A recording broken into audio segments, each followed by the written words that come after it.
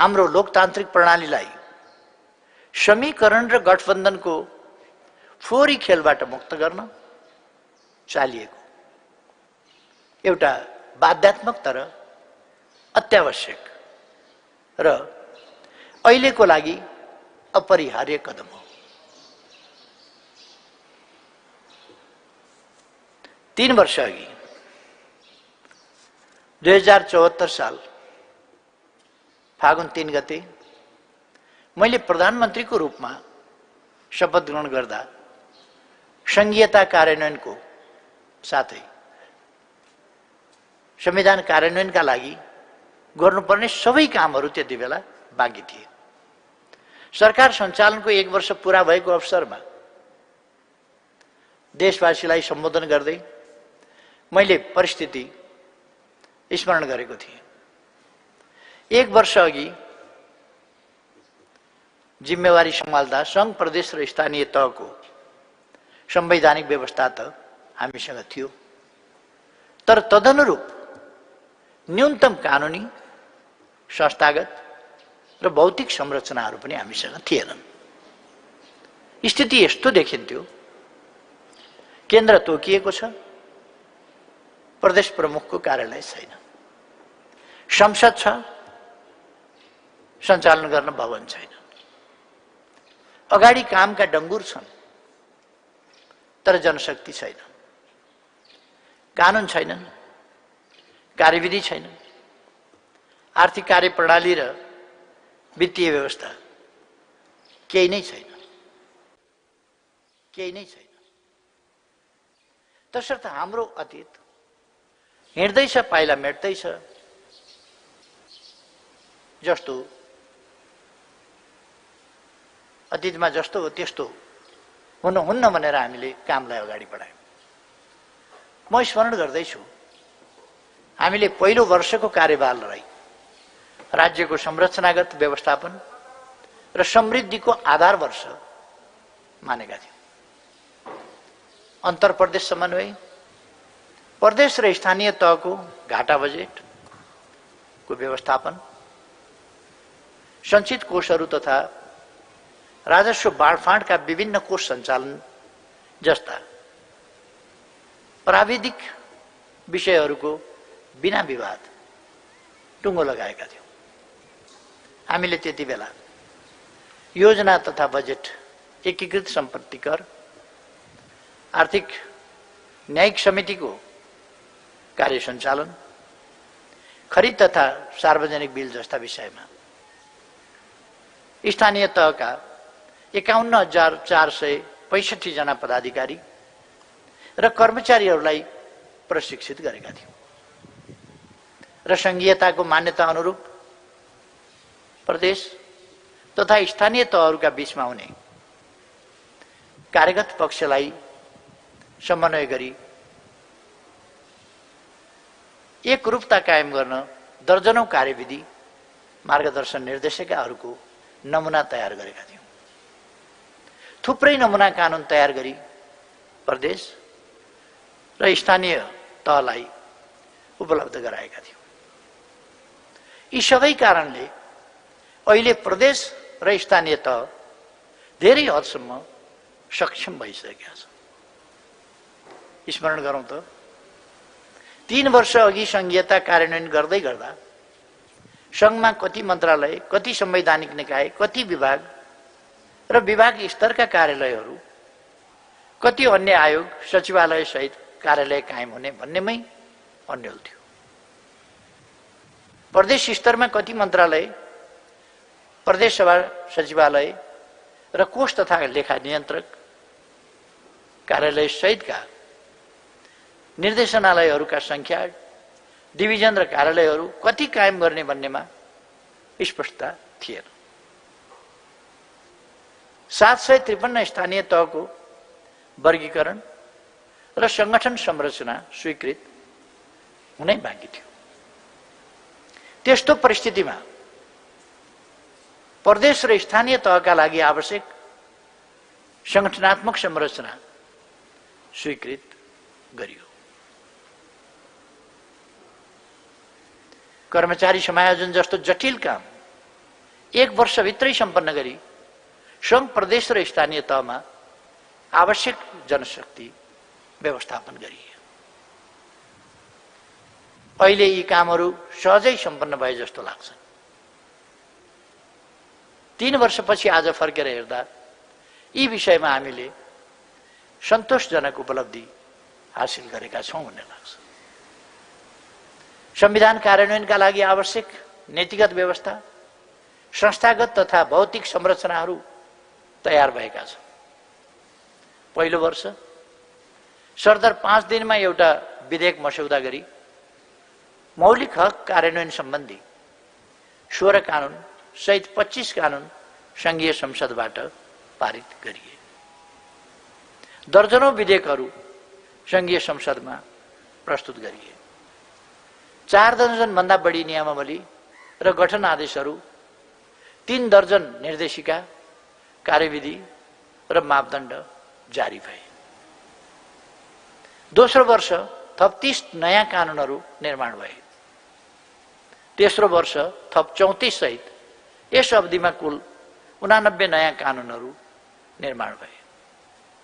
संविधान सम्मत नभएका 100 कानुनहरू संशोधन गरिए। यस अवधिमा संविधान पूर्णतः कार्यान्वयनमा आएको छ र सबै पक्षलाई स्वीकार्य पनि भएको छ। मैले सरकारको नेतृत्व सम्हाल्दा हाम्रो अर्थतन्त्र अस्तव्यस्त अवस्थामा थियो, थलिएको र भद्रगोल पनि थियो। यस्तो अन्योलमा रुमलिएको अर्थतन्त्रले सरकार गठनको वर्ष दिन पूरा हुँदा नहुँदै लय समात्न सफल भयो। सरकारको पहिलो वर्षमा करिब 7% को आर्थिक वृद्धि भयो। दोस्रो वर्ष 7% भन्दा माथिको आर्थिक वृद्धि भयो। बेलायती पत्रिका द इकोनोमिस्टले नेपाललाई 10 उदीयमान र उच्च आर्थिक वृद्धिको बाटो समातेका मुलुकमा समावेश गर्यो। अर्थतन्त्रका सबै क्षेत्रहरूको वृद्धि दर 5% भन्दा माथि रह्यो। 7वटै प्रदेशको आर्थिक वृद्धि 6% भन्दा बढी रह्यो। यही बेला हामीले मात्र होइन, संसारमा कसैले पनि नसोचेको कोभिड-19 को महामारी आइलाग्यो। यसले विश्व अर्थतन्त्रको संरचना नै भत्कायो। केही मुलुकहरूको वृद्धि नकारात्मक रह्यो, कति मन्दीको चपेटामा परे। कयौं देशका अर्थतन्त्र नराम्रोसँग खुम्चिन पुगे।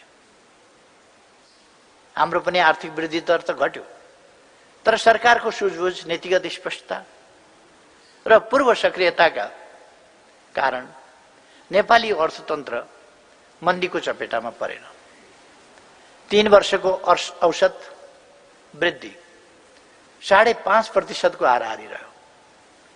कोभिड-19 को असर घट्दै जाँदा अहिले हाम्रो अर्थतन्त्र फेरि पुरानै लयमा फर्कदैछ।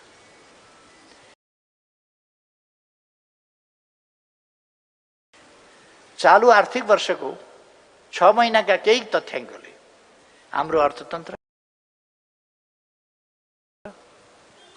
पुनः उच्च आर्थिक वृद्धिको बाटो समात्ने गरी चलायमान भइसकेको देखिन्छ।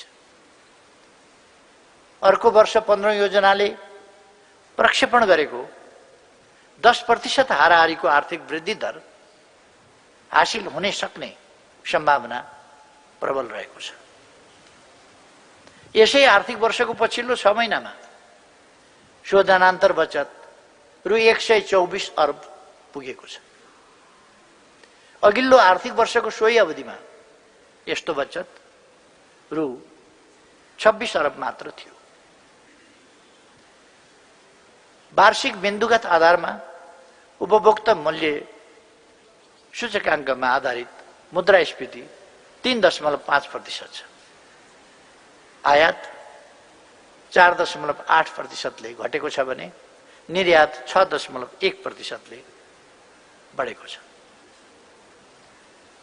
विप्रेषण आप्रवाह नेपाली रुपैयाँमा 11.1%ले र अमेरिकी डलरमा 6.7%ले बढेको छ। कुल विदेशी विनिमय सञ्चित अमेरिकी डलर 12 अरब 78 करोड पुगेको छ। संघीय सरकारको खर्चहरू 415 अरब 75 करोड र राजस्व परिचालन रु 422 अरब 24 करोड भएको छ। बैंक तथा वित्तीय संस्थाको निक्षेप सङ्कलन 9.2% ले वृद्धि भएको छ।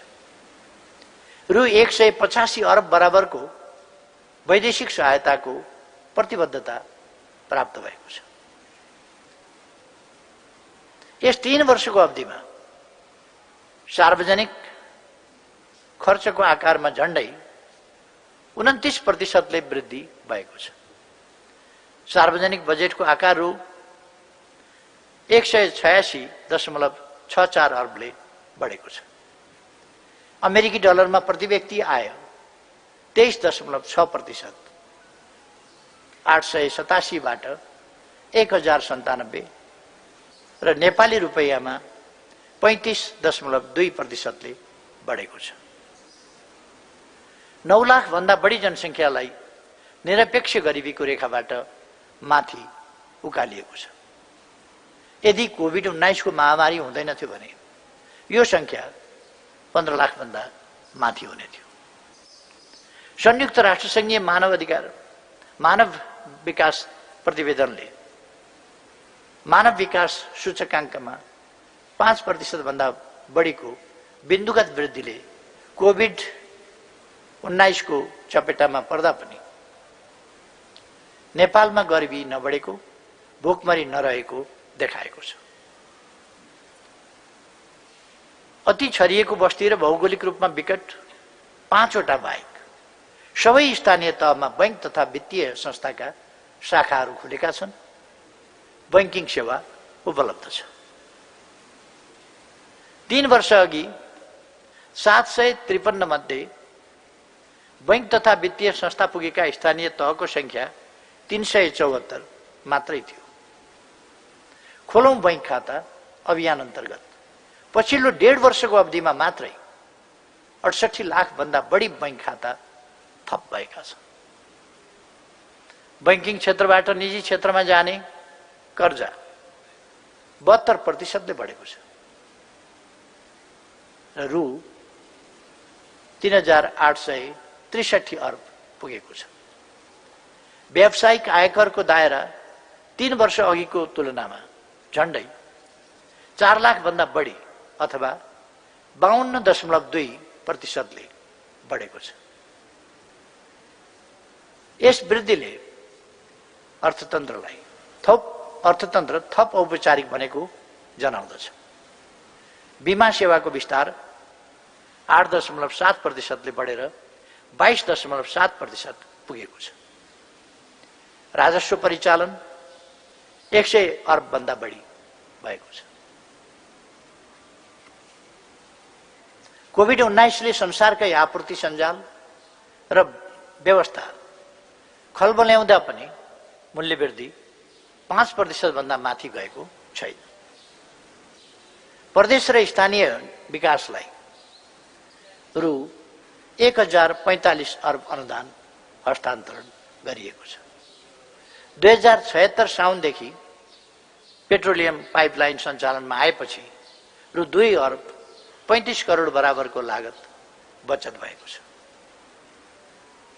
यो परियोजना 2.5 दशकदेखि चर्चामा त थियो, तर कार्यान्वयन भइरहेको थिएन।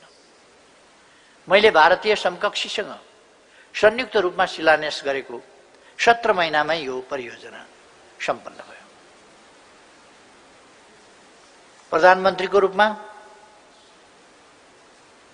मेरो अघिल्लो कार्यकालमा शिलान्यास गरिएको ऐतिहासिक तथा पुरातात्विक महत्त्वको रानी पोखरी वर्तमान सरकार गठन हुँदासम्म जहाँको त्यही थियो। अहिले रानी पोखरीको पुनर्निर्माणको काम सम्पन्न भएको छ र त्यो उद्घाटन भइसकेको छ। विश्वज्योति हलदेखि त्रिपुरेश्वरसम्म खुल्ला रहने बृहत टुँडिखेल गुरु योजना अन्तर्गत यसको थप सौन्दर्यीकरणको कार्य हुँदैछ। भूकम्पबाट क्षतिग्रस्त धरहरालाई ऐतिहासिकता झल्किने र आधुनिकता पनि टल्किने गरी नेपालको गौरवको रूपमा उभ्याउन म बनाउँछु मेरो धरहरा अभियान मैले अघिल्लो कार्यकालमै सुरु गरेको थिएँ। सरकारबाट हट्नु अघि निर्माण कार्य थाल्न आवश्यक पूर्व तयारी समेत सकिएको थियो। जनस्तरबाट स्रोत सङ्कलनको आधार समेत बनाइएको थियो। तर करिब 2 वर्षपछि फेरि प्रधानमन्त्री बनेर आउने बेलासम्म वरको इँटा पर सारिएको थिएन। अहिले 22 तल्ले धरहराको 21औं तलाको ढलान सम्पन्न भइसकेको छ। धरहराको निर्माण कार्य यसै साल पुरा हुनेछ। राष्ट्रिय पुनर्निर्माण प्राधिकरणको कार्यकाल सकिँदैछ।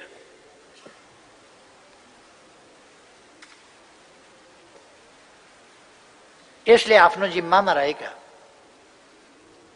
कैयौं निर्माण कार्य पनि सम्पन्न गर्दैछ। यस अवधिमा निजी आवास 4,61,648 थप सहित 5,59,461 को निर्माण सम्पन्न भएको छ। 3 वर्ष अघि जम्मा 97,813 मात्र निजी आवास निर्माण भएका थिए। पुनर्निर्माण गर्नुपर्ने 415 सरकारी निकायका भवनको 95% निर्माण कार्य सम्पन्न भएको छ। सुरक्षा निकायका भवनतर्फ 163 थप सहित 207 भवनको निर्माण सम्पन्न भएको छ। 3 वर्ष अघि जम्मा 44 भवन मात्रै निर्माण सम्पन्न भएका थिए। यो सम्पूर्ण निर्माण कार्यको 96% हो। विद्यालय भवन निर्माणाधीन 7,553 मध्ये 2,950 थप सहित 6,085 विद्यालय भवनको निर्माण सम्पन्न भएको छ। नेपालको सबैभन्दा पुरानो दरबार हाई स्कुलको पुनर्निर्माण कार्य पनि यसै अवधिमा सम्पन्न भएको छ। स्वास्थ्य संस्थाका भवन 115 थप सहित 698 निर्माण सम्पन्न भएको छ। पुरातात्विक सम्पदाहरू 485 थप सहित 565 सम्पदाको पुनर्निर्माण कार्य सम्पन्न भएको छ। 3 वर्ष अघि जम्मा 80 पुरातात्विक सम्पदाहरूको मात्र निर्माण सम्पन्न भएको थियो। 4,720 आवास निर्माण गरी सुरक्षित स्थानमा स्थानान्तरण गर्नुपर्ने जोखिमयुक्त बस्तीको पुनर्निर्माण कार्य सम्पन्न भएको छ। 3 वर्ष अघि जम्मा 206 भवन मात्र निर्माण भएका थिए। यस अवधिमा 12,284 भूमिहीनहरूलाई यथास्थानमा बसोबास गर्न जग्गा खरिदका लागि रु 2 लाखका दरले अनुदान उपलब्ध गराइएको छ। सिंहदरबारको पश्चिम मोडा, बसन्तपुर दरबार क्षेत्र, बबर महल, केशर महल जस्ता ठूला भवनहरूको प्रबलीकरण कार्य अन्तिम चरणमा पुगेको छ। ऐतिहासिक काष्ठमण्डपको निर्माण कार्य यसै वर्ष सम्पन्न हुँदैछ। पूर्वाधार विकासको अङ्कमा प्रवेश गर्नु अघि म फेरि गत सालको आफ्नै भनाइ दोहोर्याउन चाहन्छु। कुनै समय सिङ्गो वर्षभरिमा 10 किलोमिटर मात्रै बाटो कालोपत्रै हुने गर्थ्यो। त्यस्तो अवस्था थियो। यो सरकार गठन भएपछि प्रतिदिन करिब 5 किलोमिटर भन्दा बढीका दरले कालोपत्रे सडक निर्माण भइरहेको छ, अथवा 5.7 किलोमिटरका दरले। कोरोना महामारीले काममा असर पारेको झन्डै 1 वर्ष बित्यो। तर तथ्यले यसलाई आज पनि पुष्टि गर्छ। यस 3 वर्षको अवधिमा सङ्घ प्रदेश र स्थानीय तह सहितका निकायहरूबाट कालोपत्री सडक 5498 किलोमिटर निर्माण भयो। यस अवधिमा थप 2718 किलोमिटर निर्माण भई सडक विभागद्वारा निर्मित कालोपत्री रणनीतिक सडक कुल 15,867 किलोमिटर पुगेको छ। शहरी विकास मन्त्रालयद्वारा थप 412 किलोमिटर कालोपत्री सडक निर्माण भएको छ। 7वटै प्रदेशबाट 1143 किलोमिटर सडक कालोपत्री गरिएको छ। स्थानीय स्तरका थप 1225 किलोमिटर कालोपत्री सडक निर्माण भएका छन्। खण्डसमेत 1463 किलोमिटर थप भई 8419 किलोमिटर निर्माण भएको छ। माटे सडकको लम्बाइ 9109 किलोमिटर पुगेको छ। यस अवधिमा तराई मधेसमा 1600 किलोमिटर भन्दा बढी कालोपत्री सडक निर्माण भएको छ, जसमध्ये तराई मधेस सडक पूर्वाधार विकास कार्यक्रमबाट 2 लेनको 516 किलोमिटर रणनीतिक सडक, 490 किलोमिटर हुलाकी राजमार्ग, व्यापारिक मार्ग विस्तार आयोजना अन्तर्गत 94 किलोमिटर 6 लेनका सडक निर्माण भएका छन्। संघीय मामिला तथा सामान्य प्रशासन मन्त्रालय अन्तर्गत करिब 60 किलोमिटर सडक र सघन शहरी विकास कार्यक्रम अन्तर्गतको 412 किलोमिटर सडक निर्माण भएको छ। कालोपत्री सडक भएका जिल्लाहरूको संख्या अब 72 पुगेको छ। सडक पुगेका गाउँपालिका केन्द्रको संख्या 724 पुगेको छ। बाँकी केन्द्रहरूलाई जोड्ने सडक निर्माणका लागि यसै आर्थिक वर्षभित्र थाल्ने गरी सरकारले बजेट व्यवस्था गरिसकेको छ। नागढुङ्गा नौबिसे सुरुङ मार्गको निर्माण कार्य सुरु भएको छ। सिद्धबाबा सुरुङ मार्ग निर्माणको लागि बजेट व्यवस्था गरिएको छ। टोखा छरे र बेत्रावती स्याप्रुबेसी सुरुङ मार्ग विस्तृत परियोजना प्रतिवेदन तयारीको चरणमा छन्। 3 वर्षमा सङ्घ प्रदेश र स्थानीय तहका गरी थप 915 सडक पुल निर्माण भएका छन्। नेपालकै दोस्रो लामो सिस्निया गढवा राप्ती सडक पुल यसै अवधिमा सम्पन्न भएको छ। 416 ग्रामीण सडक पुल सहित सडक पुलको कुल संख्या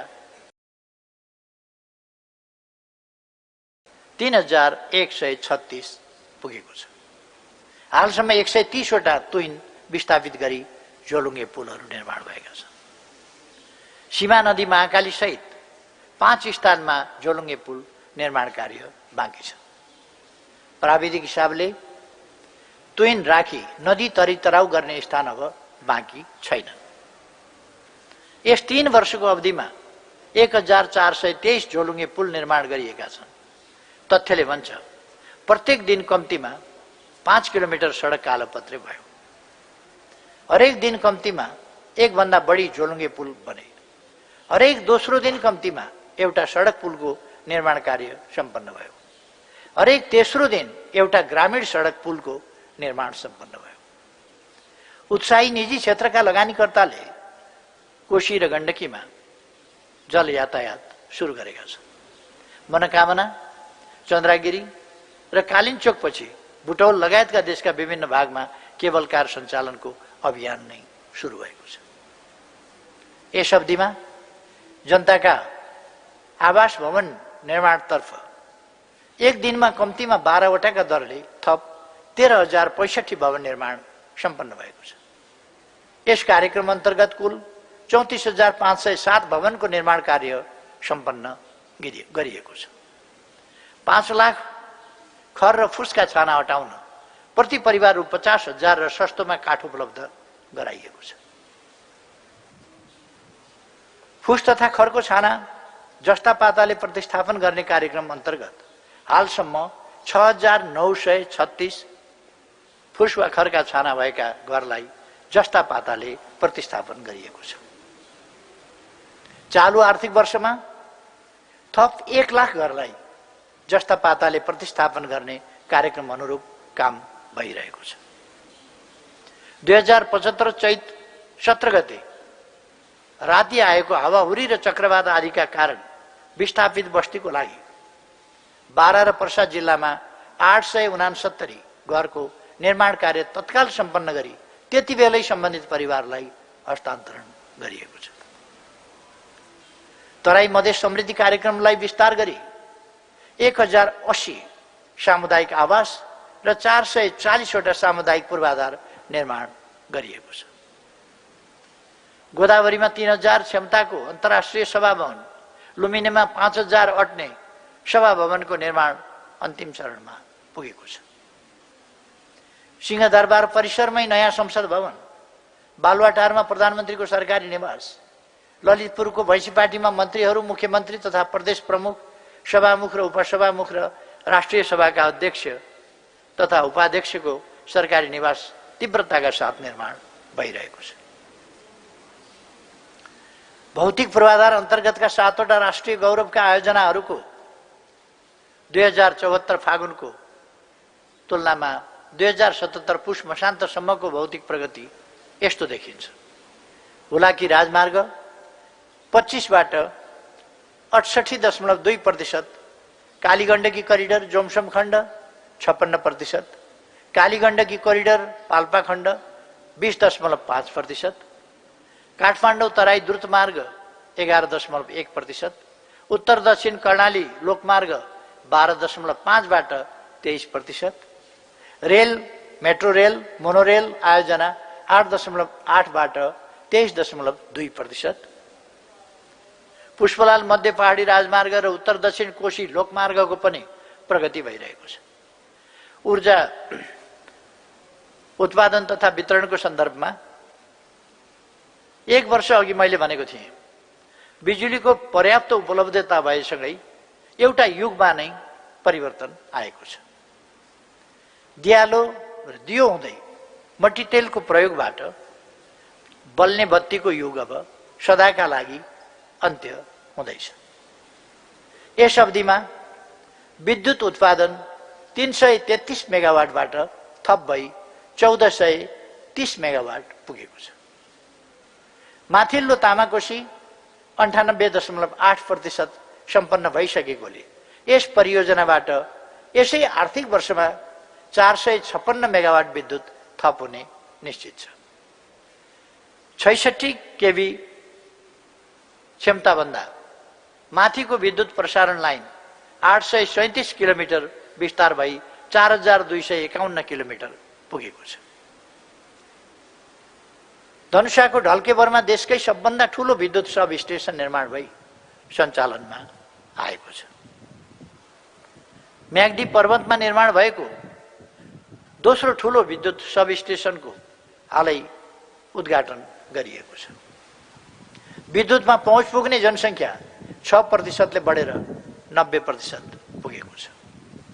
प्रति व्यक्ति विद्युत खपत 110 किलोवाटबाट प्रति घण्टाबाट 260 किलोवाट प्रति घण्टा पुगेको छ। 110 किलोवाट प्रति घण्टाबाट 260। विद्युत चुहावट 25%बाट घटेर 15.3%मा झरेको छ। जलविद्युत सम्बन्धी राष्ट्रिय गौरवका 3 आयोजना मध्ये पश्चिम सेतीको खासै उल्लेखनीय प्रगति हुन सकेका छैन। बुढी गण्डकीको प्रारम्भिक कार्य 20%बाट 70% सकिएको छ। माथिल्लो तामाकोशी सम्पन्न हुँदैछ। विद्युतका तारलाई भूमिगत गर्ने काम काठमाडौँबाट सुरु गरिएको छ। कृषि, पशुपन्छी तथा सिंचाइको क्षेत्रमा पनि कृषिलाई आधुनिकीकरण तथा व्यावसायिकीकरण गर्ने उद्देश्यले प्रधानमन्त्री कृषि आधुनिकीकरण कार्यक्रम थालिएको थियो। यस अवधिमा रासायनिक मलको अनुदानमा 125% भन्दा बढीले वृद्धि गरेर वार्षिक अनुदान रु 10 अरब 68 करोड 98 लाख पुर्याइएको छ। प्रमुख खाद्य बालीको उत्पादन 11.2% बढेको छ। माछा मासुको उत्पादनमा 20%, दूध उत्पादन 19% र तरकारी उत्पादन 9%ले बढेको छ। अन्डामा आत्मनिर्भर र माछा मासुमा आत्मनिर्भर नजिक अब मुलुक पुगिसकेको छ। दक्षिण एसियामै पहिलो पटक डिजिटल सोइल म्यापिङ यसै हप्ता सुरु हुँदैछ। साथै किसान सूचीकरणको कार्य पनि यसै हप्ता सुरु गरिँदैछ। सिंचाई सुविधा तराई मधेस सिंचाई विकास कार्यक्रमबाट 3 वर्षमा 30,000 हेक्टर भन्दा बढी क्षेत्रमा सिंचाई सुविधा विस्तार भएको छ। हाल सिंचाई सुविधा 15 लाख हेक्टर क्षेत्रमा पुगेको छ।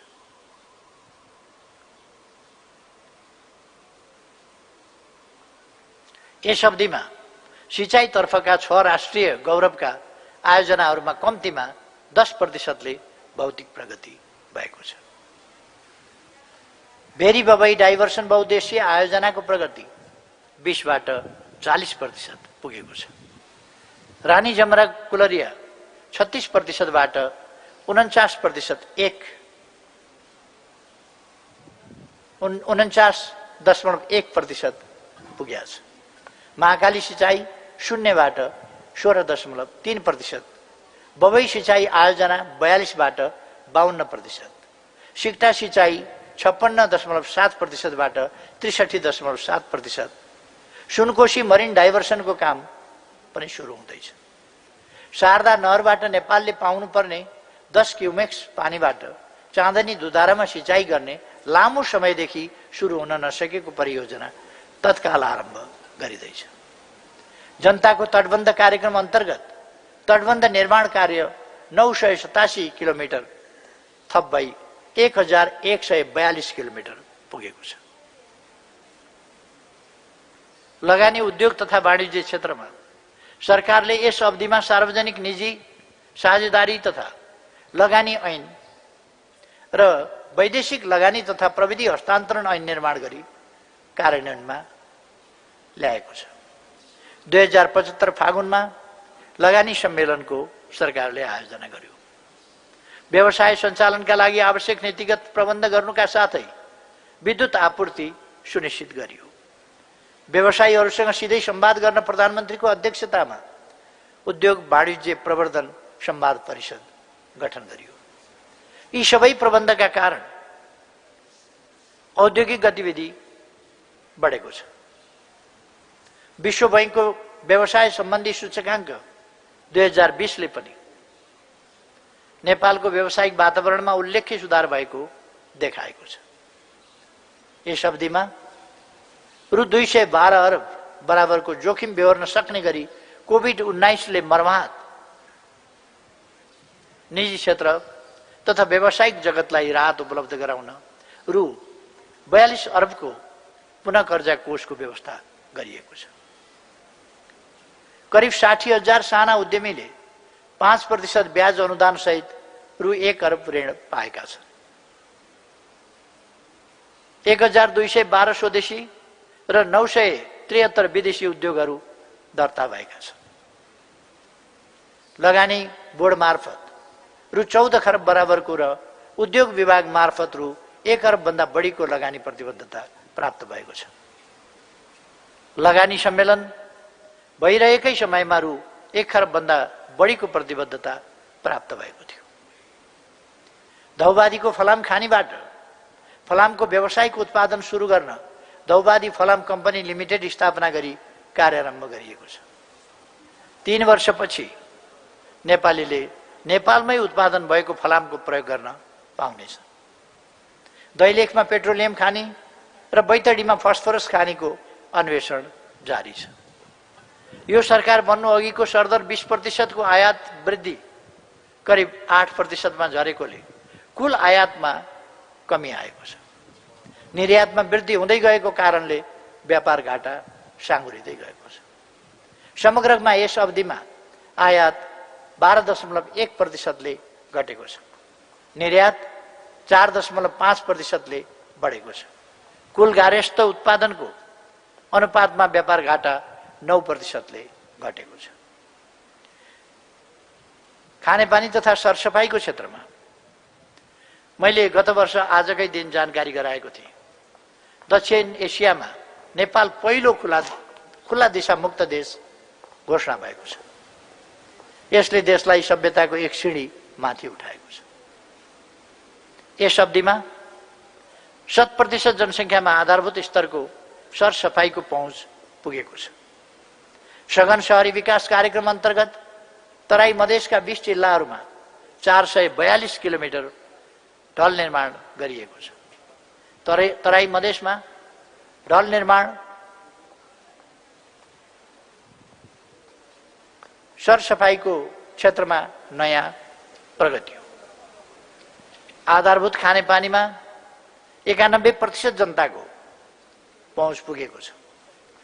3 वर्ष अघि 83.7% भौतिक प्रगति भएको राष्ट्रिय गौरवको मेलम्ची खानेपानी आयोजना अनेक जटिलतालाई चिर्दै सम्पन्न हुने चरणमा छ। यस अवधिमा 5 वटा ठूला आयोजना सम्पन्न भएका छन्। यसबाट 95,241 जनसङ्ख्या लाभान्वित भएका छन्। मेलम्ची सहित अन्य 41 वटा ठूला आयोजना सम्पन्न हुने क्रममा रहेका छन्। यसबाट 22,58,212 जनसङ्ख्या लाभान्वित हुनेछन्। त्यसैगरी 37 वटा नयाँ आयोजनाहरू प्रारम्भ गरिएको छ, जसबाट 8,26,289 जना लाभान्वित हुनेछन्। ग्रामीण खानेपानीतर्फ 179 वटा आयोजना सम्पन्न भएका छन्। यसबाट 1,54,900 जना लाभान्वित भएका छन्। अन्य 161 वटा आयोजना सम्पन्न हुने क्रममा रहेका छन्, जसबाट 2,06,800 जना लाभान्वित हुनेछन्। प्रदेश र स्थानीय तहबाट समेत खानेपानीलाई प्राथमिकतामा राखी काम भइरहेको छ। सञ्चार, पर्यटन तथा नागरिक उड्डयनको क्षेत्रमा शून्यको स्थितिबाट 77 जिल्लामा 4G सेवा विस्तार भएको छ। इन्टरनेट ग्राहक घनत्व 51.2%बाट 80.1% पुगेको छ। ग्रामीण दूरसञ्चार कोष अन्तर्गत 31 जिल्लामा निःशुल्क इन्टरनेट सुविधा उपलब्ध भएको छ। मैले हालै मन्त्री परिषदबाट सबै विद्यालय र स्थानीय सेवा प्रदायक संस्थामा इन्टरनेट सेवा पुर्याउने निर्णय हालै भएको छ। जुनसुकै विमान पनि उड्न र बस्न सक्ने गरी त्रिभुवन अन्तर्राष्ट्रिय विमानस्थलको धावन मार्ग पुनर्निर्माण गरिएको छ। यो पुनर्निर्माण 40 वर्षपछि तोकिएको समयभित्रै सम्पन्न भएको छ र त्रिभुवन अन्तर्राष्ट्रिय विमानस्थललाई हामीले बुटिक एयरपोर्टको रूपमा, एउटा आकर्षक एयरपोर्टको रूपमा त्यहाँ पनि हाम्रो इतिहास झल्कने र आधुनिकता टल्किने हिसाबले लाने उद्घोष गरेका थियौँ। त्यसै अनुसार त्यसको पुनर्निर्माण भएको छ। यस अवधिमा नेपालका 53 विमानस्थलहरू मध्ये 12 महिना सञ्चालन हुने विमानस्थलको संख्या 29बाट अब 36 पुगेको छ। तीमध्ये रातिको समयमा पनि चल्ने विमानस्थलको संख्या अब 8 पुगेको छ। विराटनगर र सुर्खेत विमानस्थललाई प्रदेश र स्थानीय तहसँग समन्वय गरी विस्तार गरिँदैछ। धनगढी, काठमाडौँ, जनकपुर, विराटनगर र भद्रपुर विमानस्थलहरूमा प्रतिकूल मौसमको समयमा पनि भूउपग्रह मार्फत उडान तथा अवतरण हुने प्रणालीको स्थापना गरिएको छ। राष्ट्रिय गौरवका आयोजना गौतम बुद्ध अन्तर्राष्ट्रिय विमानस्थलको निर्माण 50%बाट 98.8% सम्पन्न भएको छ।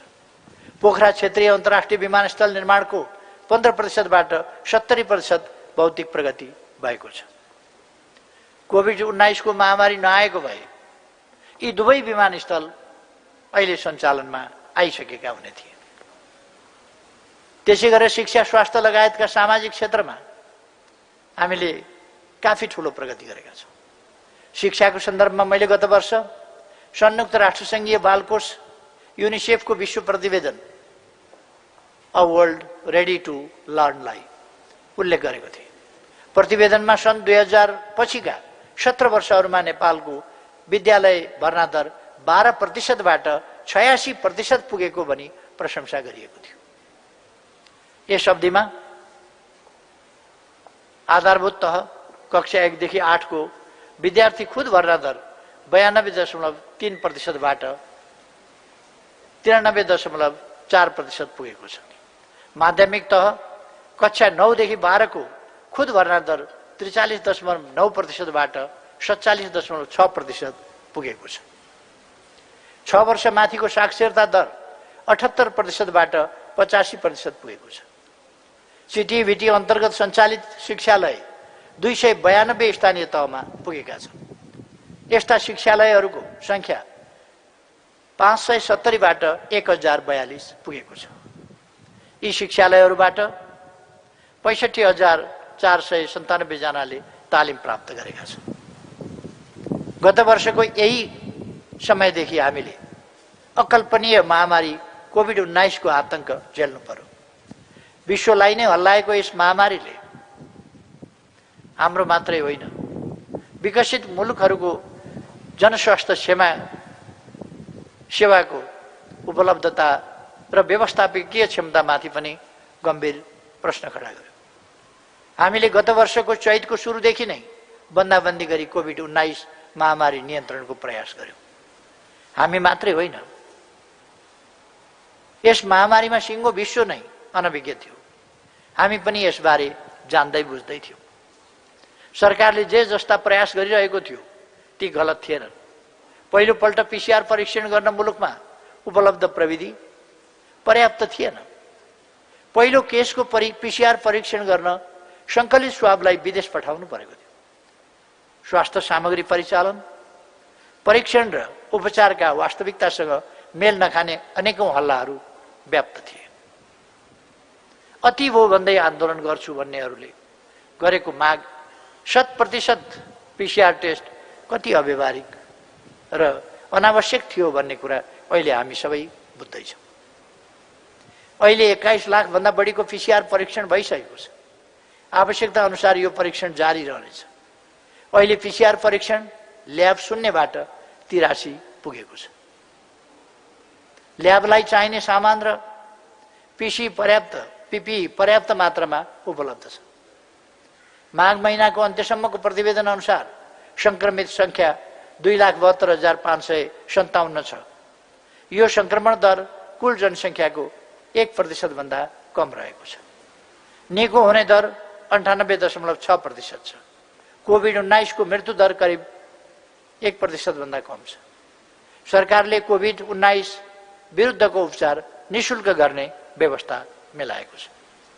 मृत्यु हुने मध्ये 90% भन्दा बढीको मृत्यु अस्पतालमा नै भएको छ। कोभिड-19 का संक्रमितलाई आईसीयू र भेन्टिलेटरमै राखेर उपचार गर्नुपर्ने हुन सक्छ भनी छुट्याएका थियौं। त्यस्ता उपकरणहरू र सुविधाहरू छुट्याएका थियौं। तर हामीले गरेको तयारीको तुलनामा आईसीयू प्रयोग गर्ने र भेन्टिलेटरमा राख्नुपर्ने कोभिडका बिरामीको संख्या निकै न्यून रहेको छ। अहिले हामी सबै नागरिकलाई निशुल्क खोप उपलब्ध गराउन चरणमा छौं। विश्वमा कोभिड-19 विरुद्धको खोप लगाउन प्रारम्भ गरिएको 1-1.5 महिना भित्रै हामीले यो खोप लगाउन प्रारम्भ गरेका छौं। यसरी खोप अभियान सुरु गर्ने नेपाल दक्षिण एसियामै दोस्रो मुलुक हो। माघ 30 गतेसम्म खोप लगाउनेको संख्या 1,88,983 पुगेको छ। कोभिड-19 ले हामीलाई पनि स्वास्थ्य संरचना र सरसफाइमा ध्यान दिन सचेत गराएको छ। त्यसैले अस्पताल र स्वास्थ्य चौकीमा उपलब्ध 6,490 शय्यामा 38.4% अथवा 2,492 थप गरिएको छ। अस्पताल र स्वास्थ्य चौकीमा उपलब्ध कुल शय्या 8,982 पुगेको छ। यस वर्ष मात्र 309 स्थानीय तहमा आधारभूत अस्पताल निर्माणको लागि एकै पटक शिलान्यास भयो। आगामी 2 वर्षभित्र सम्पन्न हुने स्थानीय स्तरका यी अस्पतालमा थप 8,000 शय्या उपलब्ध हुनेछ। अर्को वर्ष थप 204 स्थानीय स्तरका अस्पतालको निर्माण सुरु गरिनेछ। आइसियु शैय्या 400, भेन्टिलेटर सहितको शैय्या 300 र उच्च निर्भरता हाई डिपेन्डेन्सीका लागि 2000 शैय्या थपिएको छ। कोभिड-19 को महामारीको सामना गर्ने क्रमसँगै केन्द्रमा 300 बेड र सबै प्रदेशमा 50 बेडको संक्रामक रोग अस्पताल निर्माण गर्ने प्रक्रिया प्रारम्भ गरिएको छ। सामाजिक सुरक्षाको क्षेत्रमा पनि हामीले त्यसै गरी महत्त्वपूर्ण यस अवधिमा विभिन्न 8 प्रकारका सामाजिक सुरक्षा भत्ता पाउनेको संख्या 5 लाखले थप भई 30,60,000 पुगेको छ। मासिक रु 100 बाट सुरु गरिएको ज्येष्ठ नागरिक सामाजिक सुरक्षा भत्ता दैनिक रु 100 मासिक रु 3000 पुर्याइएको छ र यसको दायरा पनि विस्तार गरिएको छ। सबै ज्येष्ठ नागरिकको लागि 1 लाखसम्मको निशुल्क स्वास्थ्य बीमाको व्यवस्था गरिएको छ। सामाजिक सुरक्षामा वा अन्य निवृत्तिभरण कोषमा आबद्ध भएकाहरूले पनि सहभागी हुन पाउने गरी नागरिक लगानी कोष मार्फत थप नागरिक पेन्सन कार्यक्रम समेत कार्यान्वयनमा ल्याइएको छ। स्वास्थ्य बीमा थप 37 सहित 28 बाट 65 जिल्लामा विस्तार भएको छ। स्वास्थ्य बीमा पुगेका स्थानीय तहको संख्या 377 थप भई 636 पुगेको छ। स्वास्थ्य बीमा गर्ने जनसङ्ख्या 12,40,000 बाट बढेर 25,10,000 पुगेको छ। नयाँ युगको सुरुवातको रूपमा श्रमिकहरूका लागि 2075 मङ्सिर 11 गते योगदानमा आधारित सामाजिक सुरक्षा योजना राष्ट्रिय अभियानको रूपमा मैले नै प्रारम्भ गरेको थिएँ। 76 साउन 1 गतेदेखि कार्यान्वयनमा ल्याइएको यस योजनाबाट श्रमिकको आर्थिक भविष्य सुनिश्चित हुन्छ। रोजगारदाताहरू समेत सम्भावित जोखिमबाट सुरक्षित हुन्छ। यस योजनाबाट रोजगारदातासँगको साझेदारीमा आफैले गरेको योगदानका आधारमा सक्रिय उमेरका सबै नागरिकलाई काममा रहँदा विभिन्न प्रकारका बीमा योजनाबाट लाभ दिने र कामबाट बाहिरिँदा सेवानिवृत्त भत्ता उपलब्ध गराइन्छ। यस योजनामा हालसम्म 12,000 भन्दा बढी रोजगारदाता र 2 लाख श्रमिकहरू आबद्ध भइसकेका छन्। सरकारले हालसालै 30,000 भन्दा बढी दैनिक ज्यालादारी र करारमा कार्यरत श्रमिकहरूलाई पनि यसै योजनामा सामेल गर्ने निर्णय गरेको छ। श्रमिकको न्यूनतम पारिश्रमिक 39% वृद्धि गरिएको छ। राष्ट्र सेवक कर्मचारीको पारिश्रमिकमा सरदर 20% वृद्धि गरिएको छ। नेपाली सेनामा 16 वर्ष सेवापछि निवृत्तिभरणको व्यवस्था गरिएको छ। द्वन्द्वमा घाइते हुनेका लागि निशुल्क उपचारको व्यवस्थाका साथै विभिन्न आन्दोलन र सङ्घर्षका योद्धाहरूलाई सम्मान र परिचय पत्रको व्यवस्था गर्ने, सुशासन र भ्रष्टाचार विरुद्धको अभियानको सन्दर्भमा गत वर्ष आजकै दिन प्रतिनिधि सभामा सम्बोधन गर्दा मैले भनेको थिएँ, म आफू भ्रष्टाचार गर्दिनँ र अरूलाई पनि गर्न दिन्न। आज फेरि एकपटक दोहोऱ्याउन चाहन्छु, दुराचारी र दुराचार, भ्रष्ट र भ्रष्टाचारका सन्दर्भमा मुखमा पानी हालेर बोल्ने मेरो बानी छैन। जो जतिसुकै उच्च ओहदावाला होस् वा कथित पहुँचवाला, तिनको मुख हेरेर सजाय तोकिन्न। कारवाही गर्ने नगर्ने फैसला लिइन्न। यो मेरो प्रतिबद्धता लोक रिजाई वा ओठे भक्ति होइन, निष्ठा हो। त्यही निष्ठाका कारण भ्रष्टाचार र अधिकारको दुरुपयोग छानबिन गर्ने विभिन्न सरकारी निकायहरूलाई मैले प्रधानमन्त्री कार्यालय अन्तर्गत ल्याएको थिएँ। कतिले यसलाई शक्तिको अति केन्द्रीकरण गरेको भने यो त अलोकतान्त्रिक भयो भन्नेहरूका आरोपमा नअल्मलिएर ठिकै गरेको रहेछु भन्ने 3 वर्षको अवधिमा प्राप्त कामको प्रभावकारिता र परिणामले देखाएको छ। भ्रष्टाचार विरुद्ध जिम्मेवारी पाएका हाम्रा निकायहरूले यसका विरुद्ध अभियान नै चलाएका छन्। यस अवधिमा भ्रष्टाचार, राजस्व चुहावट र सम्पत्ति शुद्धिकरण अन्तर्गत कुल 1154 मुद्दा दर्ता भएका मध्ये थप 736 मुद्दा दायर भएका छन्। बिगो दाबी रु 4,810 करोड गरिएको छ। राजस्व चुहावटका कसुरका 215 मुद्दामा 11 राष्ट्र सेवक कर्मचारी सहित 755 जना विरुद्ध 32 अर्ब 79 करोड 90 लाख बिगो असुल गरी जरिवाना र कैद सजाय माग गरी मुद्दा चलाइएको छ। विदेशी विनिमय अपचलन तथा अवैध हुन्डी कारोबारको कसुरमा 440 जना विरुद्ध 10 अर्ब 72 करोड 69 लाख बिगो कायम गरी त्यसको तेबर जरिमाना र 3 वर्ष कैद सजाय माग गरिएको छ। झुटा नक्कली बीजक बनाउने त कारखाना नै चलेको रहेछ। यस्ता झुटा कागजात जारी गरी राजस्व चुहावट गर्ने 200 फर्म मध्ये छानबिन पूरा भएका 127 फर्मलाई रु 10 अर्ब 68 करोड बिगो कायम गरी संलग्न व्यक्ति विरुद्ध मुद्दा दायर गरिएको छ। नक्कली बीजक खरिद गर्ने फर्महरूमध्ये 52 वटालाई 4 अर्ब 61 करोड भन्दा बढी बिगो कायम गरी मुद्दा दायर गरिएको छ।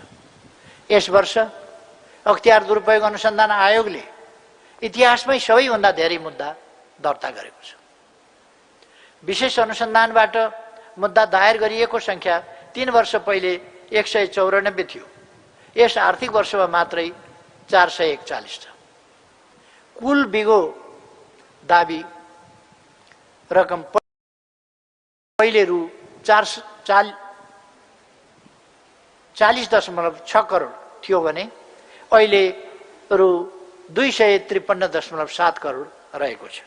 माथिल्लो त्रिशुली 1 जलविद्युत परियोजनाको पहुँच मार्गको लागि भोगाधिकार दिएको 110 रोपनी जग्गामा खडा गरिएको नक्कली मोही खारिज गरी त्यसलाई पनि फिर्ता गराइएको छ। काठमाडौँको ललिता निवासको 136 रोपनी जग्गा जालसाजी गरी हडप्ने कार्य विरुद्धको मुद्दा जारी छ। माता तीर्थको करिब 174 रोपनी जग्गामा भएको कानुन विपरीत काण्डको छानबिन भइरहेको छ। साथै स्थानीय तह, प्रदेश तथा नेपाल सरकारका सबै प्रकारका चल अचल सम्पत्तिको विद्युतीय अभिलेखनको व्यवस्था मिलाइएको छ। आर्थिक सुशासन, आर्थिक अनुशासन महालेखा परिषदको पछिल्लो प्रतिवेदनले संघीय सरकारी निकायको विगत 3 वर्षको लेखा परीक्षण र बेरोजुको अङ्क तुलना गर्दा आर्थिक वर्ष 2073-74 मा 5.41 र 2074-75 मा 5.29% बेरोजु रहेको थियो। यस आर्थिक वर्षमा 4.05% मात्र बेरोजु कायम भएको छ। अब 2075-76 मा मात्र रु 83 अर्ब 48 करोड बेरोजु फर्सट भएको छ। सुशासनका लागि डिजिटल नेपाल, भ्रष्टाचार छिद्र टाल्न र सेवाग्राही जनतालाई छरितो सेवा उपलब्ध गराउन डिजिटल प्लेटफर्मलाई सुदृढ गरिएको छ। यी संरचनागत व्यवस्था आजका लागि मात्र तयार नभएर भोलिका लागि निर्मित आधार हो। यसमा रहेका प्राविधिक कमजोरीहरू क्रमशः सुधार हुँदै जानेछन्।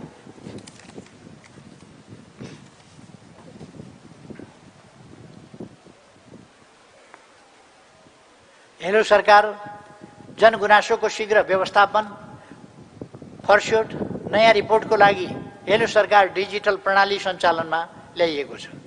अब कुनै पनि गुनासो सोझै सम्बन्धित कार्यालयमा प्रभाव हुने र त्यसमाथि कारबाही गरे नगरेको सम्बन्धित गुनासोकर्ता आफैले हेर्न सक्छ। नेपाली पोर्टल अध्यागमन कार्यालयमा अत्याधुनिक प्रविधिको आवागमन रेकर्ड प्रणाली विकास गरी सञ्चालनमा ल्याइएको छ।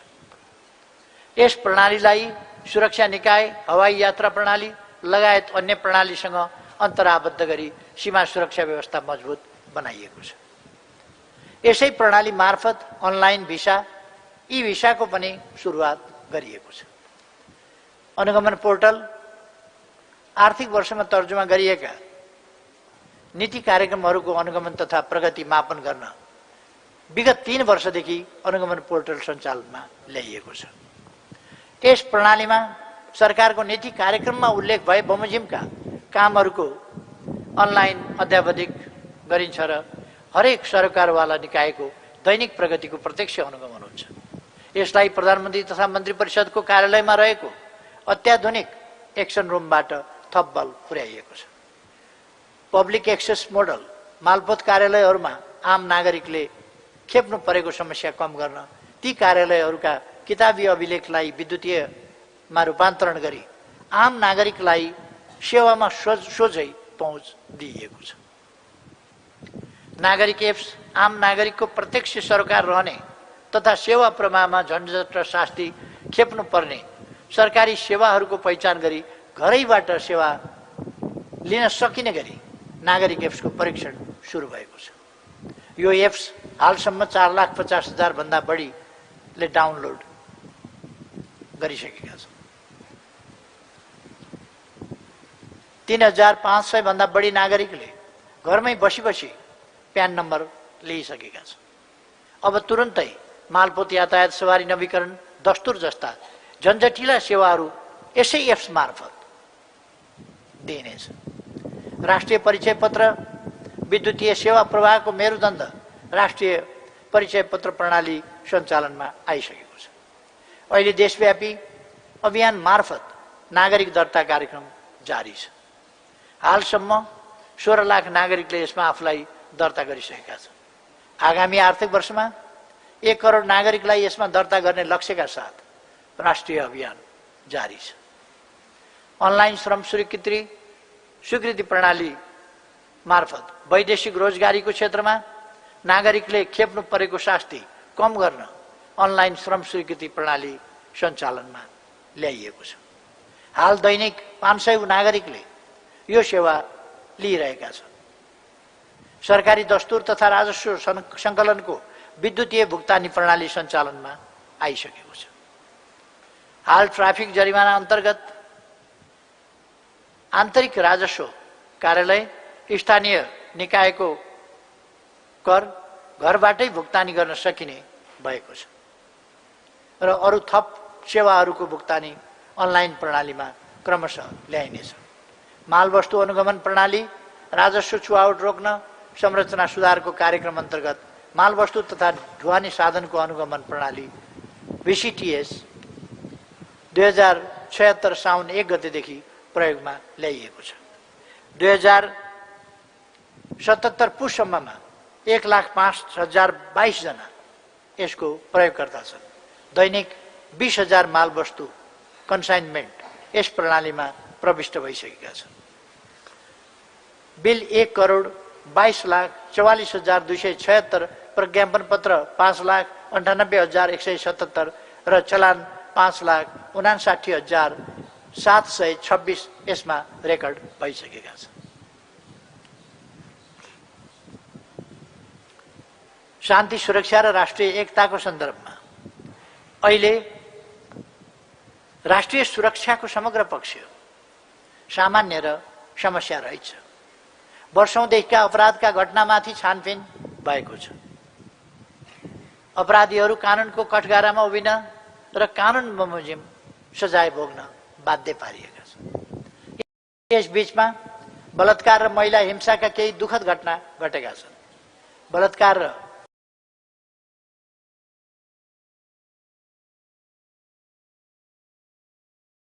हालै जारी गरिएका छन्।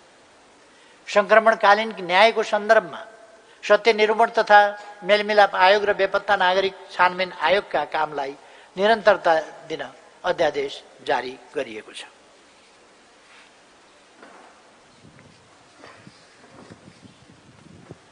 यसै अवधिमा छुट्टै राज्यको मागमा सक्रिय स्वतन्त्र मधेस गठबन्धनलाई राजनीतिक मूलधारमा ल्याइएको छ।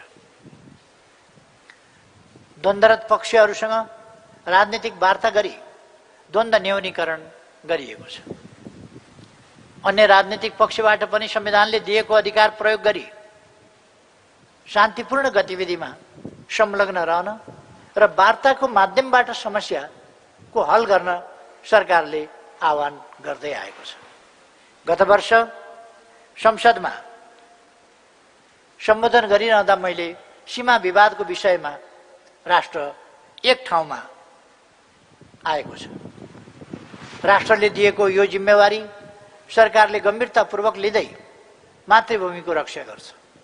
संवादका माध्यमबाट सीमा समस्याको समाधान गर्न र अतिक्रमित नेपाली भूभाग फिर्ता ल्याउन सरकार दृढता र सक्रियताका साथ लागेको म यस सम्मानित सदनलाई जानकारी गराउन चाहन्छु भनेर मैले गत वर्ष भनेको थिएँ। वार्ता र कूटनीतिक माध्यमद्वारा समस्या हल गर्ने हाम्रो चाहना विपरीतका गतिविधि जारी रहेपछि सरकारले अतिक्रमित भूभाग समेत सामेल गरेर नयाँ राजनैतिक र प्रशासनिक नक्सा जारी गर्ने घोषणा चालू आर्थिक वर्षको नीति कार्यक्रम मार्फत गर्यो। नक्सा जारी मात्र गरेन, निशान छापमा नयाँ नक्सालाई समावेश गर्ने गरी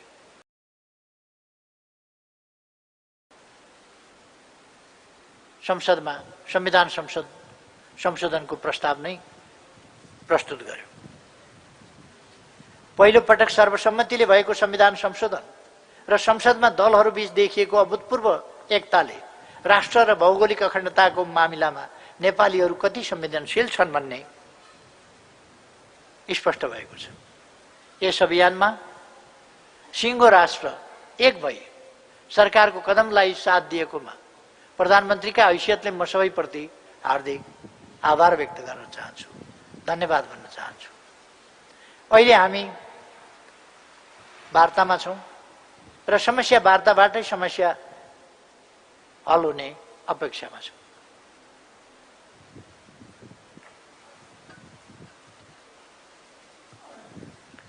त्यसै गरेर अन्तर्राष्ट्रिय क्षेत्रमा पनि हामीले केही महत्त्वपूर्ण उपलब्धिहरू हासिल गरेका छौँ। आफ्नो भूमिका, पहिचान, परिचय र प्रभाव विस्तार गरेकै कारण यस 3 वर्षको अवधिमा नेपाल अन्तर्राष्ट्रिय क्षेत्र र सङ्घ संस्थामा देखिने, सुनिने, बोलाइने र पत्याइने मुलुकको रूपमा स्थापित भएको छ। नेपालको नारा नै छ, सबैसँग मित्रता, छैन कसैसँग शत्रुता। यस अवधिमा थप 12 मुलुकसँग हाम्रो कूटनीतिक सम्बन्ध स्थापना भएर नेपालसँग कूटनीतिक सम्बन्ध स्थापना भएका मुलुकको संख्या अब 168 पुगेको छ। थप 15 मुलुकहरूसँग द्विपक्षीय परामर्श संयन्त्र स्थापना भएका छन्। संयुक्त राष्ट्रसङ्घको महिला विरुद्धका सबै प्रकारका हिंसा विरुद्धको समिति सिडअ र मानव अधिकार परिषदमा नेपाल दोस्रो पटक निर्वाचित भएको छ। गत वर्ष पनि मैले केही महत्त्वपूर्ण भ्रमणलाई यस सन्दर्भमा उल्लेख गरेको थिएँ। नेपालको प्रधानमन्त्रीको बेलायत र फ्रान्सको औपचारिक भ्रमण 2 दशकपछि भयो। हाम्रो परराष्ट्र मन्त्रीको अमेरिकाको औपचारिक भ्रमण 17 वर्षपछि र रुसको भ्रमण 14 वर्षपछि भयो। चीनका राष्ट्रपतिको नेपाल भ्रमण 23 वर्षपछि भयो। भारतका प्रधानमन्त्रीको एउटै कार्यकालमा 4 पटक नेपाल भ्रमण भयो। चीनसँगको यातायात पारवन सम्झौतापछि नेपालको अवस्था भूपरिवेष्टित मुलुकबाट भूजडित मुलुकको रूपमा फेरिएको छ।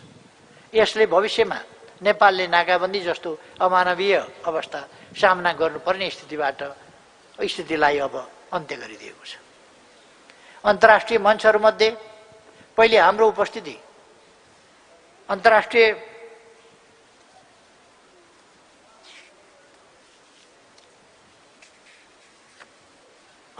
मञ्चहरूमा पहिले हाम्रो उपस्थिति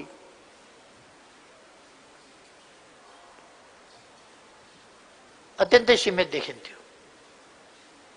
खास गरी एसिया सोसाइटी जस्ता ठाउँहरूमा मात्रै। अहिले यसका अतिरिक्त डाभोस फोरम, अक्सफोर्ड युनिभर्सिटी, हो ची मिन युनिभर्सिटी राष्ट्रसङ्घीय शान्ति विश्वविद्यालय जस्ता विश्व प्रसिद्ध फोरमहरूमा हामीले आफ्ना विचार प्रस्तुत गर्ने मौका पाएका छौँ। कोभिड-19 महामारी हुँदैनथ्यो भने हामी आफैले पनि विश्व स्तरको नयाँ फोरम सगरमाथा संवाद सुरु गरिसकेका हुने थियौँ। यसबीचमा हामीले अरू पनि केही महत्त्वपूर्ण कार्यहरूको क्षेत्रमा प्रगति गरेका छौँ। प्रधानमन्त्री रोजगार कार्यक्रम अन्तर्गत खास गरी नेपालको संविधानमा हामीले गरेको व्यवस्था अनुरूप रोजगारीलाई मौलिक हकका रूपमा स्थापित गरिएको छ। यस व्यवस्थालाई कार्यान्वयन गर्ने उद्देश्यले आन्तरिक रोजगारी प्रवर्धन गर्न आर्थिक वर्ष 75-76 देखि प्रधानमन्त्री रोजगार कार्यक्रम कार्यान्वयनमा ल्याइएको। यस कार्यक्रम अन्तर्गत सबै स्थानीय तहमा स्थापना गरिएका रोजगार सेवा केन्द्रमा स्थानीय बेरोजगार व्यक्तिहरूको सूची राखिन्छ। बेरोजगार व्यक्तिको विस्तृत अभिलेख राख्ने गरी स्थानीय तहमा रोजगार सूचना प्रणालीको विकास गरिएको छ। यस्ता व्यक्तिलाई निजी क्षेत्रमा उपलब्ध हुने रोजगारी र सार्वजनिक विकास निर्माणका आयोजनाहरूमा समेत परिचालन गरिएको छ। यस अनुसार 2 लाख भन्दा बढीलाई एक आर्थिक वर्षमा न्यूनतम 100 दिनको कामको अवसर वा काम नपाउनेलाई न्यूनतम ज्यालाको आधा बेरोजगार भत्ता उपलब्ध गराइनेछ। आर्थिक वर्ष 2077-78 को मङ्सिरसम्ममा यस कार्यक्रम अन्तर्गत सूचीकृत भएका 7,43,000 मध्ये 1,05,000ले रोजगारी पाइसकेका छन्। चालु आर्थिक वर्षमा यस कार्यक्रमबाट थप 2 लाख व्यक्तिलाई रोजगारी उपलब्ध गराउने कार्यक्रम रहेको छ। राष्ट्रपति शैक्षिक सुधार कार्यक्रम अन्तर्गत शिक्षण संस्थाहरूको भौतिक पूर्वाधार तथा सिकाइ सुविधामा सुधार ल्याउने उद्देश्यले आर्थिक वर्ष 2076-77 देखि यो कार्यक्रम प्रारम्भ गरिएको। गत आर्थिक वर्षमा यसको कार्यविधि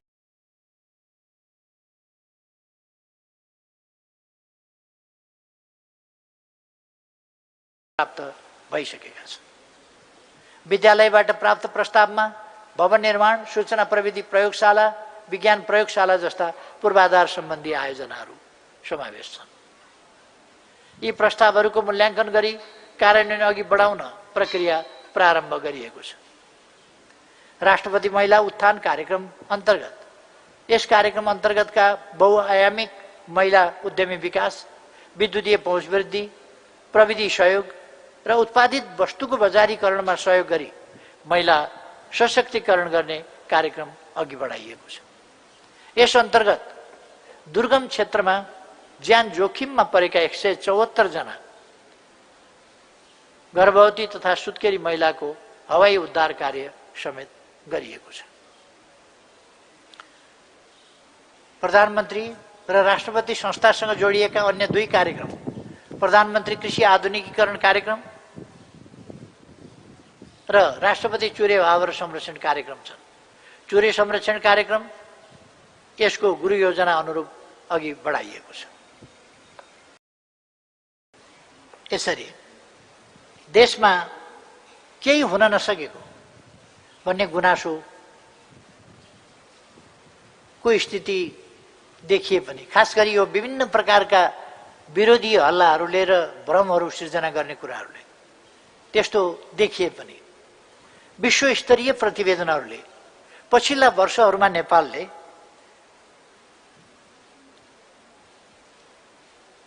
आर्थिक र सामाजिक विकासको क्षेत्रमा उल्लेख्य प्रगति भएको देखाएका छन्।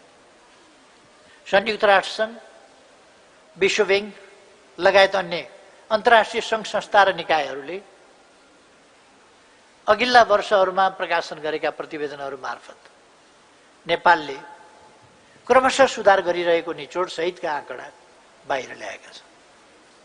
नेपालमा व्यवसाय गर्ने वातावरणमा सुधार भएको, शिक्षा, स्वास्थ्य एवं रोजगारीको क्षेत्रमा सकारात्मक परिवर्तन भएको, अपराधका घटनामा कमी आएर सामाजिक सुरक्षाको वातावरण निर्माण हुँदै गएको लगायतका तथ्य ती प्रतिवेदनहरूमा समेटिएका छन्।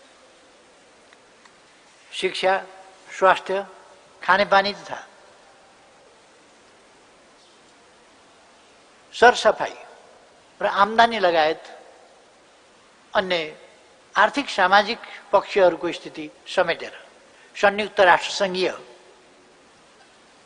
विकास कार्यक्रमले प्रकाशित गरेको मानव विकास प्रतिवेदन 2020ले नेपालको सूचकाङ्क 3 वर्षको अवधिमा 5.3% वृद्धि भएको उल्लेख गरेको छ।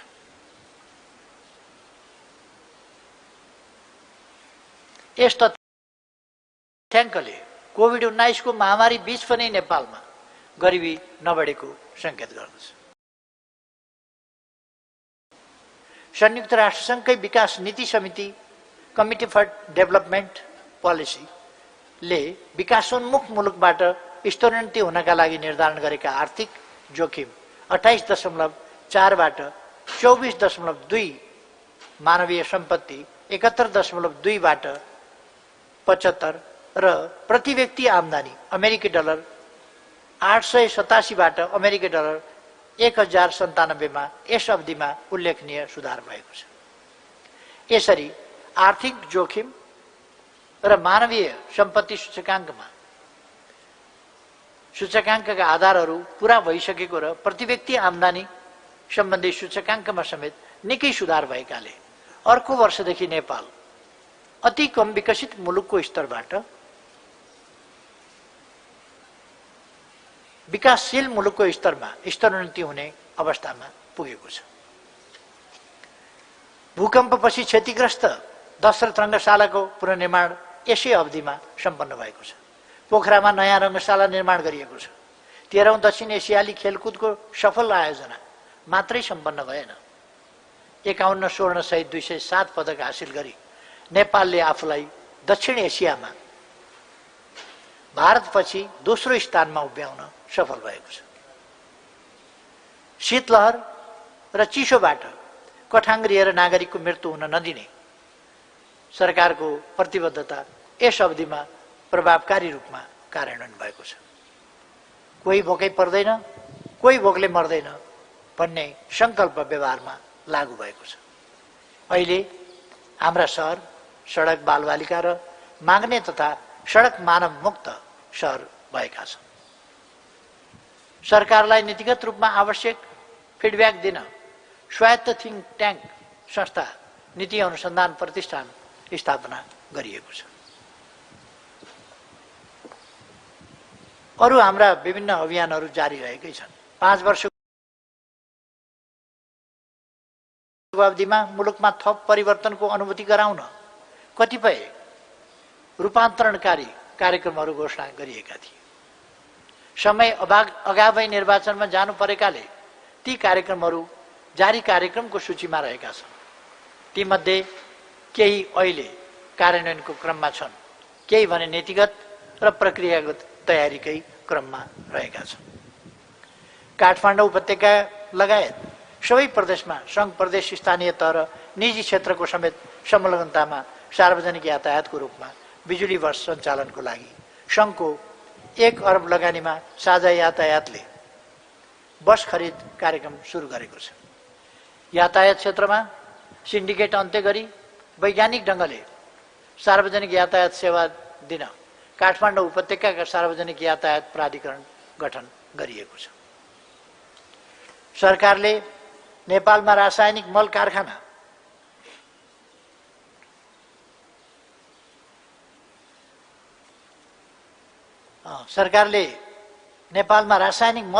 स्थापना गर्ने सम्बन्धमा सहकार्य गरिरहेको छ। मन्त्री परिषदले अर्थ, कृषि र उद्योग वाणिज्य तथा आपूर्ति मन्त्री रहनुभएको उच्च स्तरीय समूहलाई यस सम्बन्धमा अध्ययन गर्न जिम्मा लगाएको छ। साथै अर्थ, कृषि र उद्योग सचिव रहेको कार्यदलले यस सम्बन्धी प्रारम्भिक अध्ययन गरी मस्यौदा प्रतिवेदन तयार गरिरहेको छ। कोरोना महामारीका कारण तोकिएको, कोरोना महामारीका कारण रोकिएको काठमाडौँको चक्रपथ सुदृढीकरण र विस्तारको दोस्रो र तेस्रो चरणको कार्य छिटै सुरु हुँदैछ।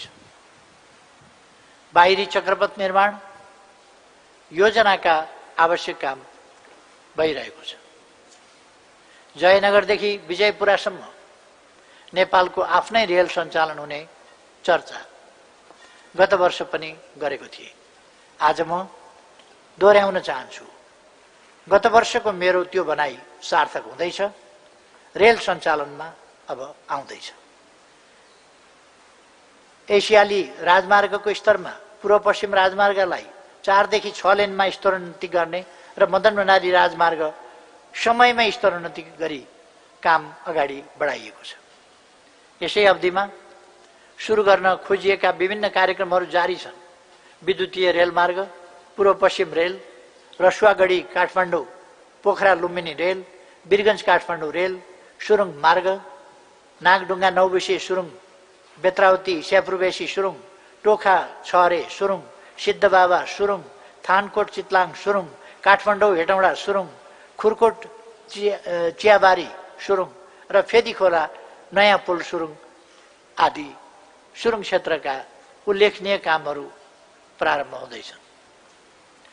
कोलकाता साहिबगञ्ज कालुघाट नेपाल जल यातायातको काम भइरहेको छ।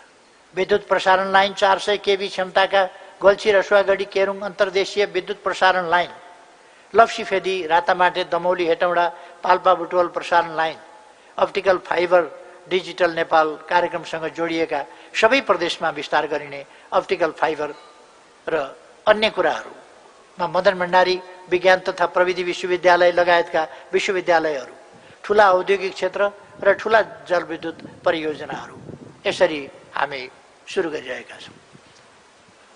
र अन्त्यमा प्रस्तुत कामको फेरिस्त हामीले गरेका सम्पूर्ण कामहरूको विवरण होइन, मोटामोटी जानकारी मात्रै हो। प्राप्त उपलब्धिहरूको आधारमा पनि नेपाल बन्छ र बनाउन सकिन्छ भन्ने मेरो आत्मबल अझै दृढ भएको छ। जुन आर्थिक वर्षलाई मैले समृद्धिको आरम्भ वर्षको रूपमा प्रस्तुत गरेँ, त्यसै वर्ष म केही बिरामी पनि परेँ। जुन वर्ष विकासको कामलाई हामीले तीव्रताका साथ अघि बढाउन थियो, त्यसै वर्ष कोभिड-19 को महामारीले हामीलाई पनि अल्मल्यायो। जति बेला राष्ट्र एक भएर महामारीका विरुद्ध जुझ्नुपर्ने थियो, त्यही समय मेरा सहकर्मीहरू सरकार कसरी ढाल्ने, काम कसरी रोक्ने, नेतृत्व कसरी हत्याउने जस्ता कुराहरूमा लागे। त्यही उद्यममा उहाँहरू लागेर अत्यन्तै वातावरणलाई बिगार्नु त मिलाउनु भयो। यसले यस्ता कुराहरूले निश्चय नै हाम्रा सफलता र सपनामाथि केही प्रहार भएको छ। नकारात्मक प्रचारबाजीका बावजुद यी 3 वर्षमा जे जति आधार बनेका छन्, जति काम भएका छन्, मुलुकले निराश हुनुपर्ने अवस्था छैन भन्ने म ठान्दछु। हामी अहिले निर्वाचनको क्रममा छौँ। केहीले अझै पनि चुनाव त हुन्छ भन्दै प्रश्न उठाएको सुन्छु। म जोड दिएर भन्न चाहन्छु, चुनाव हुन्छ। चुनाव आगामी 2078 साल वैशाख 17 गते शुक्रबार पहिलो चरणमा र 78 साल वैशाख 27 गते सोमबार दोस्रो चरणमा निर्वाचन हुन्छ। वैशाख 17 गते प्रदेश नम्बर 2, प्रदेश नम्बर 4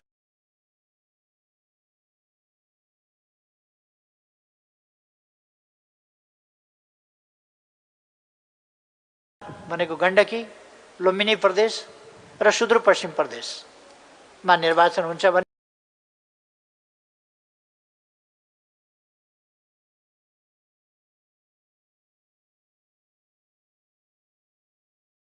को अवस्थाका बारेमा म आफैले पनि निर्वाचन आयोगमै गएर पनि प्रत्यक्ष जानकारी लिएको छु।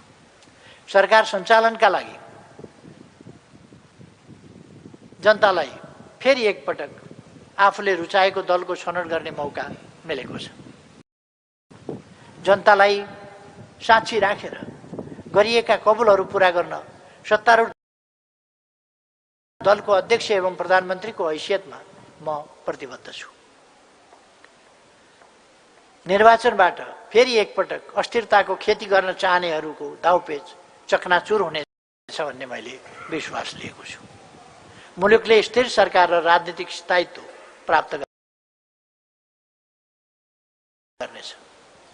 समृद्ध नेपाल, सुखी नेपालीको राष्ट्रिय आकांक्षा पूरा भएरै छोड्नेछ।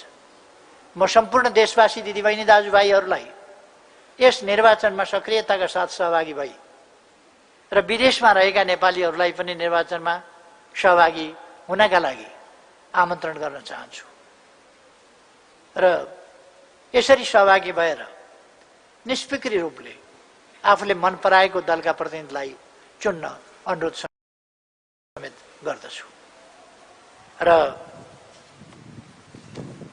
कुनै प्रकारका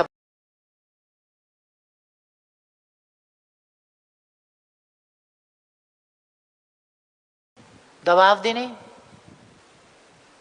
विभिन्न प्रकारका अशुष्ट क्रियाकलापहरू प्रकट गर्ने कुराहरू लोकतान्त्रिक समाजका निम्ति ग्राह्य र स्वीकार्य हुन सक्दैन र त्यस्ता प्रयासहरूबाट हाम्रा कुनै पनि जिम्मेवार राष्ट्रका जिम्मेवार अङ्गहरू वा निकायहरू प्रभावित हुनु हुँदैन भन्ने म विश्वास गर्दछु।